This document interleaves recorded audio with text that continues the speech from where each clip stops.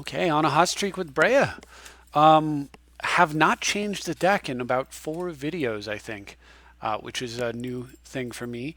This is the first round I played today, and I went 1 for 1. Although, as you will see, there were some very close calls, quite a few nail biters. So this deck is definitely not Baral, right? So the Baral deck is a control deck, but it's to some degree. But what Baral is trying to do is basically pretty obvious to anybody who picks it up. You look at it, you say, okay, I see what I'm doing. Counterspell everything, cast polymorph, win the game. Like that's the whole deck, right? You just counterspell everything. That is not by any means what Breya is trying to do. So it is a control deck in the deck spirit, classic fashion. Restrict your opponent's resources, generate incremental card advantage or mass card advantage with big spells, and lock your opponent out of the game with permission to sustain your winning board. So that is a little bit different.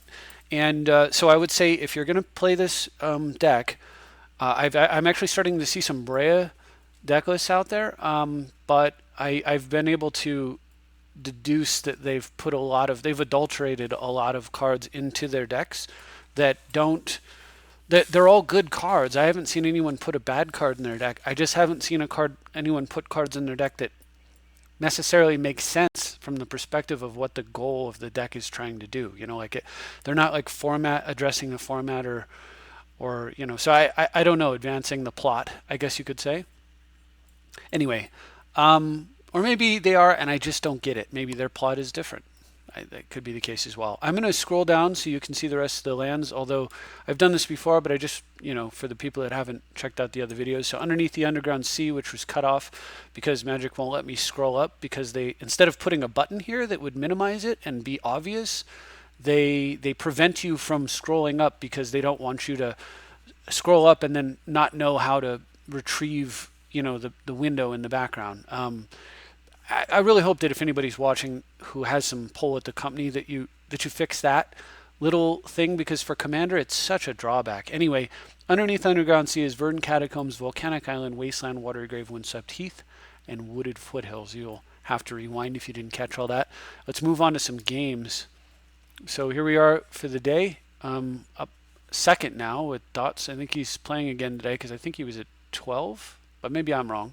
Oh, let's see, May 29th. Yep. He's playing again today, as am I. So let's take. Oh, no. No. What I want to do is run through these games, and as you can see, in 27 minutes, this game was tight. So game 1, we're playing against Samjak, and I do believe he's playing with one of those adulterated Breya lists, or maybe it's his own Breya list, and he didn't use any of the stuff from my channel at all. In which case it's not adulterated, it's just his thing. So who knows? Anyway, but yeah, he's playing. Oh no, I'm sorry, my bad. This guy's playing the Gitrog, but there is a Breya match in here. So anyway, I lead off with this crazy start. Jeweled Amulet, Mox Opal, and look, Cavern of Souls taps for colorless. Jeweled Amulet gives you the colored mana you charged it with, and that includes colorless, which made that hand very keepable. So I do a little tricks with Scroll Rack to preordain Dak Faden, because I don't see it being useful against Gitrog, to the bottom, but keeping the ready. And turn 2, the ready. Plus, I've got Spell Snare. My opponent didn't have a 2-drop, but they could draw one. They could always draw Sylvan or Dark Confidant or something, so that makes me feel a little better. Plays Lilliana. This is the one that eventually, when he gets 7 in ultimates, it's going to matter. Until then, it really doesn't. So I'm thinking, okay, well, let's just try to keep it off of that. We'll go ahead and tap a little bit of mana here. It feels relatively safe. And he's got one of the few cards that will deal with this board. So I'll go ahead and sack and do some damage to Lilliana. Get it down to 1. 2, rather. And I could recast Breya here, but then I'd be tapped out and then Gitrog comes down. And I don't like that. So my opponent goes Dark Petition here. And I decide I'm going to Cryptic Command it and get a card and then Scroll Rack. So Armageddon certainly now has, like, that's the thing we're angling to do. But I've got to get that Lilliana off the table before it gets up to ultimate. Otherwise, I've got a problem. He keeps using it to kill the ready tokens, which is fine. Okay, so here we can just stoic, and then I was going to charge with white. Or no, I'm sorry, I was going to use scroll rack off the other mana there, and then charge with blue, I think. Yeah, there we go. Excuse me. All right, so this feels like an opportune moment to blow up the world. And then I'm going to transmute with Muddle and go get a talisman. Plus up the ready and say go. So where do I go get a talisman? Well, I need to get Breya on the table pretty quickly. And I have a plan to do that. And that plan is talisman and make 3 more. Okay, Mana's feeling pretty good now. He goes for DT. There's a good target for snare. Okay, he's plussing up his thing, and I'm getting a little bit concerned because I can't quite cast Breya yet. I find a Jace, but I don't have time, I don't think, to play it. I need to get Breya on the table, and then I realize I'm actually 1 mana short because of the I had took the counter off the Jeweled Amulet previously and forgotten about that. So I'm just gonna have to put a disrupt in my hand and say go. All right, so he's at 7, but that's okay. I mean, part of the planning process was I knew I had 1 more turn, but I was trying to get ahead of it. I didn't want to be forced to do something on this turn, but as it turns out, I definitely am. So we're going to cast the commander, and then I've got to use it right away. So I give myself some defender food, and let's shrink that down to 4. This isn't a great spot because I had to tap out, but and he bogs me, which was a bit of a bummer. But he doesn't do much else, so now I can attack Lilliana. I've got active Jace. Now we're feeling fine. I would almost say Froggy, but it just doesn't seem right. All right, so I ponder into Ancestral Vision, which I go ahead and float, and we're going to chill out on Deprive and Disrupt. Opponent goes for Primal Command, and boop, another green deck getting disrupted. I used to play Disrupt like it was. I was a passionate player of Disrupt back in the old days, and I mean, it was like a staple in my Type 1 deck. And then I just stopped playing it, and I don't know. It's kind of funny. It feels good to actually have it back in the deck again. All right, so I finally am able to attack. He does a Desperation -3 on it that kills it and hits no creatures. I mean, it's almost a creatureless deck. I'm not quite sure why he's running that. I also Vindicate one of his lands, so he's only got access to 1 green. And with his last card, he plays Dark Depths. And then Vampiric Tutor's main phase, an odd choice. So I'm going to throw some damage at his face. I got a Dark Confidant down there and stack my deck with Scroll Rack.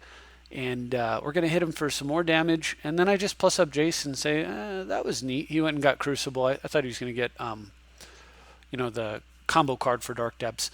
Not that it would have mattered due to Treachery, but, And anyway, I make 3 more talismans. So I now have 6 talisman clones over there. And with that, I believe I may find enough artifact mana to throw them at my opponent's face and finish him off. Daretti is just such a house in Breya. Like, that's one of the things I've seen Breya lists with no Daretti, and I'm just like, are you crazy? Like, that is probably one of the best cards in the whole deck. like those two, that Planeswalker and that Commander are made for each other. All right, so game 2 is Stainerson, but that was obviously not Breya. That was obviously just the frog. Now, this guy's commander is Lilliana, which is kind of interesting. He didn't lead off with the duress or anything along those lines. I'm going to go ahead and just imprint preordain. What I would be preordaining for would be more mana anyway. So let's just make it mana.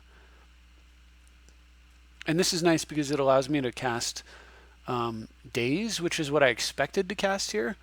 Not Muddle, but I'll Muddle. So he gets so he must have top decked the duress, which means that the Cavern was in his hand the whole time. So he plays Blood Artist. That's no good. That's a good sign for me though. I go ahead and get down with Breya, and then he just scoops. He can play as uncounterable commander, but unless he can flip it immediately. First off, if he can flip it, I'm probably going to just attack it to death. And if he can't flip it immediately, then Breya can go ahead and take it down, and I can play Ancient Tomb and run out Jace.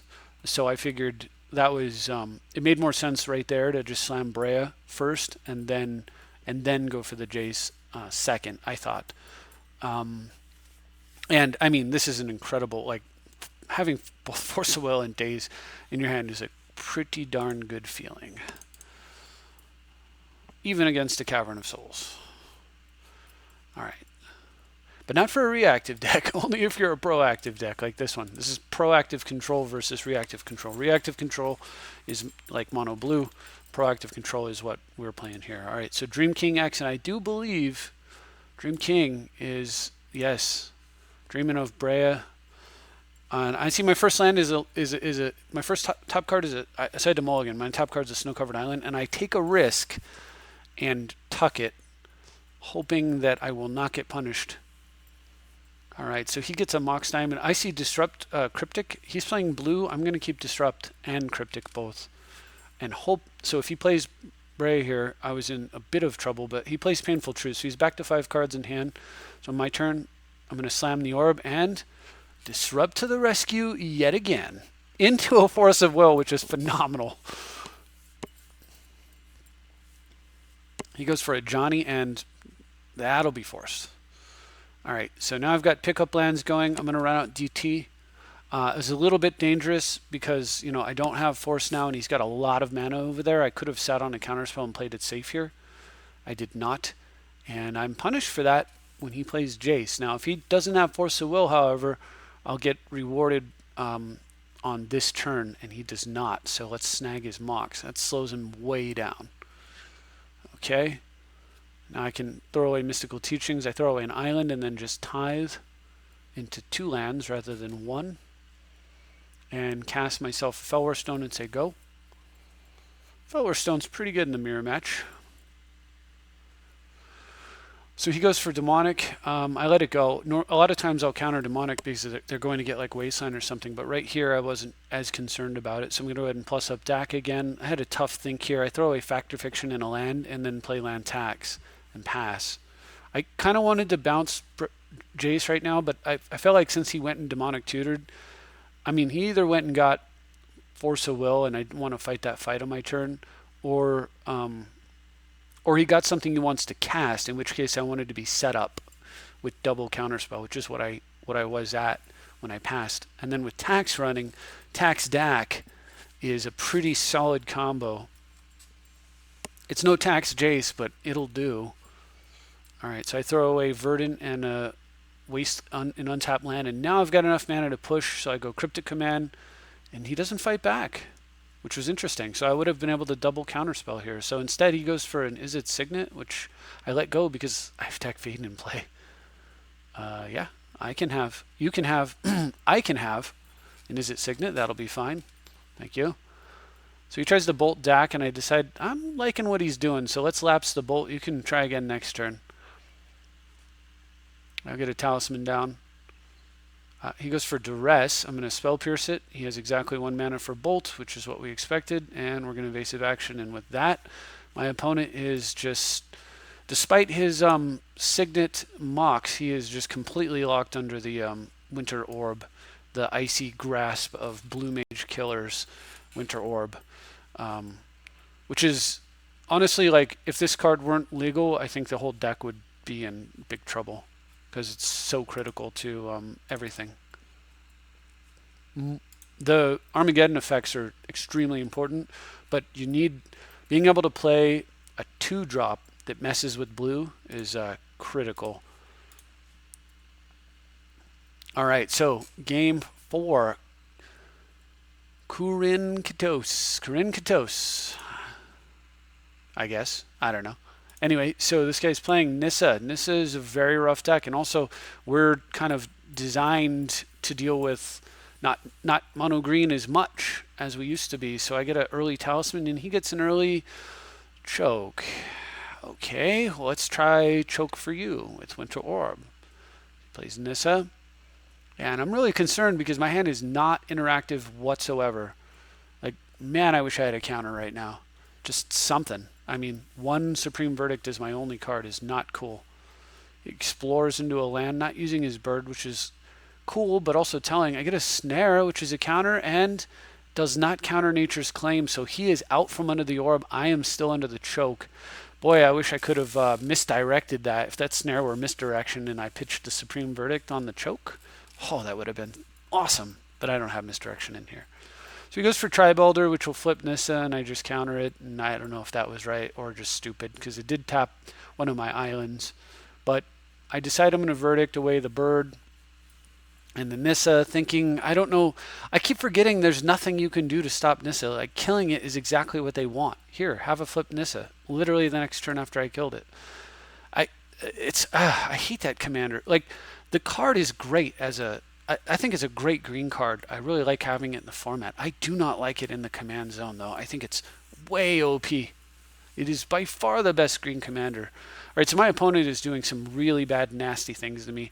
He just primal commanded my talisman on top of the deck and used that opportunity to go fetch himself a prime time. And I have enough mana to kill his Arbor Elf and cast Mana Leak, but it would leave him with exactly 3 mana, so I cannot mana leak the prime time.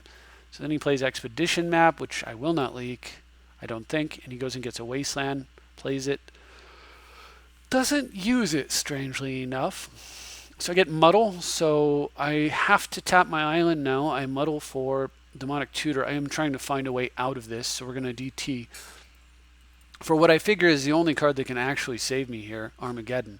I'm going to play Flooded Strand, even though I just got Armageddon, because I need to have Mana Leak mana up. But, I mean, this situation appears to be hopeless. And then he does this. He swings in with Prime Time, fetching even more broken lands. I triple block, and then I decide I'm going to give up. I do the math on how many lands I'll have if he wastelands me. I'll have enough for this play, so I go ahead and fetch a basic and kill, shrink Prime Time and block and kill it with Breya. All right, so his turn, he plays Eternal Witness on Primeval Titan, and if he slams Titan here, I lose, but he doesn't, because he wants to use his eye, and I was so happy to see that. Boom, goes the Dynamite. So my opponent, in response, fetches something crazy. I don't even remember. Oblivion Sower, there you go. Now I know what my Mana Leak's for. If he hits lands, oh, but he hits a land. Okay, well, that's probably just a fluke. Unfortunately, his land's also a creature, so now I'm actually under pressure. No fluke. Another creature. All right, I'm going to stubborn denial that. Another land. Before he gets the eye to third. Jeweled Amulet, my friend. Okay. Lotus Cobra, but he didn't play a land there, so maybe it'll be okay. On the other hand, that's a lot of pressure. Like, this green deck doesn't usually have that much pressure. So I charged my Amulet at 13. He hits another land. And goes face with all that pressure. Not good. All right, back for 4. I've got an Imperial Seal, though. And I've hit my... And I find... Okay, he goes for Lignify, and I have to counter that. And one more hit with Breya, and I win. So he leaves back 2 creatures that can deal a combined total of 4 damage. And with that, I decide to do nothing. He plays an Elvish Mystic and does nothing himself. So I charge for colorless, find an Opal, Imperial Seal, and I need him. Although I can gain 5 life or kill a creature here. So like, and he's got, from his perspective, he probably has the game inevitably locked down. I don't think he saw this coming. He should have swung. Deluge for 1. Kills everything but 2 forests. Breya attacks for 3, and he takes 21 commander damage and dies. Like, how insane was that game? I needed a land so bad for that Boiler Works after the fact, like post-facto Armageddon, but could not find one. Couldn't cast Mental Misstep on his Elvish Mystic. It wasn't a misplay. If you notice, I'm at 2. I couldn't have cast it. So, that was just the worst. That whole game, like, I was behind so bad because of this choke, and then Primeval Titan and everything like that went on throughout the course of that game. This was probably a game that one of the games of recent playing that I'm most proud of actually pulling out as a win, because it was just totally crazy. So hopefully you enjoyed watching that battle. But never give up, even in the face of the like massive amount of I was so far behind, right? I mean, think about everything. I basically was sitting here saying to myself, I can only win this game if my opponent makes mistakes. So I'm going to play every play under the assumption that he will make mistakes, like that Imperial Seal play. I knew that if I played that Imperial Seal play and he attacked with all his creatures, I was going to have to sack 2 artifacts, so I could not cast the thing I went and got, which means I would lose. So because I would have had to sack 2 to gain 5 life or something along those lines. So anyway, just sometimes that's what you got to do. You just got to play under the assumption your opponent will make a mistake, and if they don't, you're going to lose anyway. And finally, but if they do, that assumption can allow you to win a game that you shouldn't otherwise win. Okay, so here we are playing against Jace, and I have the mono blue killer, first turn Weathered Wayfarer. It's so brutal against blue. All right, turn 2, we're going to play a fetch and say go. Opponent's being sneaky, so he doesn't play a land to prevent me from taxing. Oh, wait a minute. Tithe Trick. First land you want to get is Cavern of Souls, almost always. And look at the card I drew. Almost always. I drew Palace Jailer. And I didn't mention this in other videos, but one of the reasons Palace Jailer is so utterly insane in here is that 100% of the creatures in this deck are human. So Palace Jailer is uncounterable and Breya is uncounterable. Weathered Wayfarer is uncounterable. All that stuff. Notion Thief, it's all human. So that's actually... It's actually not an accident that that's the case. The reason I placed Kill the Drake with Palace Jailer, besides the fact that Jailer is so incredibly good, I was looking, I read about something about Palace Jailer online, and I went and I looked him up, and I was like, please be human, please be human. And he was. And you will see how backbreaking this effect is right now. So we're going to nail his commander. He puts it in the command zone, which means even if he does take the Monarch back, his Jace isn't coming back. It would be horrible if he does take the Monarch back, because of course I'll have to discard. I mean, he'll be drawing 2 cards per turn, but anyway, I had weathered so I was a little bit incautious with these attacks. I was trying to pressure my opponent as much as possible, and I thought about how to best exploit the fact that he was tapped out, and I decided that Winter Orb is probably the best way. Armageddon destroys all his lands, but Winter Orb destroys all of his future lands, essentially. So I thought Orb would be better. This was a bad... I think it was this turn or the next turn was a little bad for me. I was getting too aggressive with the attacks. I probably should have held back Weathered Wayfarer. Jailer, it does not matter if Jailer dies, but I should have held Wayfarer back because of Snappy over there. Unfortunately, I was able to counter it and it didn't come down. But had that not happened, if he would have played Snapcaster there, not blocked, and then attacked back, he would take the Monarch away from me. He would draw a card. Of course, I would attack him back and steal it right back, and then with the Palace Jailer, and then leave Weathered Wayfarer back to block. So I suppose it wouldn't have been that big of a deal. But I didn't want him having any cards. So anyway, we're fighting a little bit. We're just doing a little blue dance, and I'm building up cards, drawing 2 cards per turn, drawing. Early on, I threw away a pickup land, and I felt like that was a oops. So this time he gets Vedalken Shackles out. I don't feel like fighting over Vedalken Shackles. Instead, I'm just gonna fight over my permanent that answers it.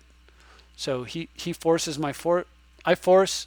Sorry, I play Duretti. He forces. I force. He plays Delay. I respond with Mystical Tutor, Disrupt on Delay. Disrupt being the best card in my deck today. And find myself a Spell Pierce, which I tutored for.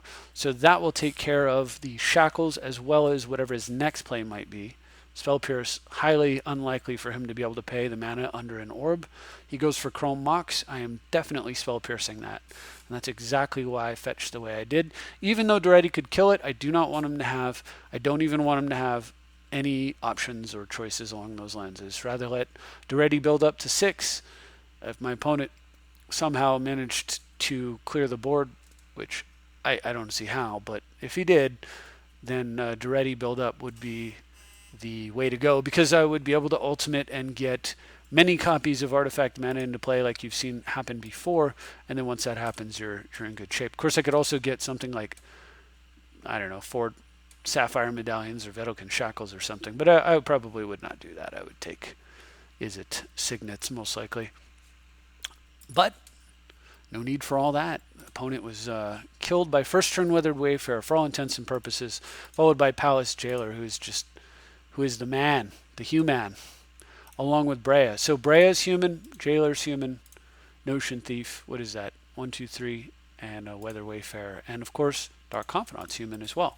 So other humans notable that could be used are Snapcaster. Snapcaster's human, and Shadow Mage Infiltrator is also human.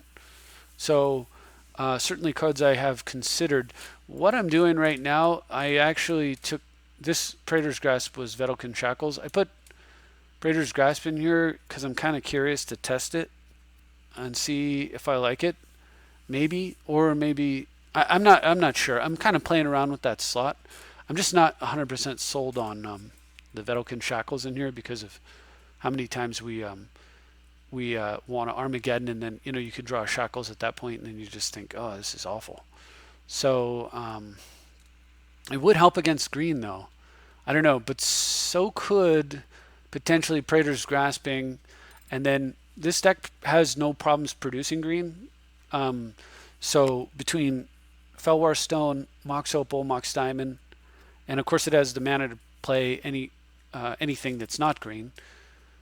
So you could potentially either play something like their Oblivion Sower or something along those lines. And then Praetor's Grasp, of course, it exiles a card, so it's good against like Brawl as well, where you can just exile Emrakul and not play it unless you get to 15 mana, at which point you have a pretty good turn.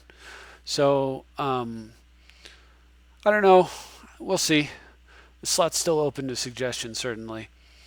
But that's all I've got for now. Thank you very much for watching, and I'll see you next time.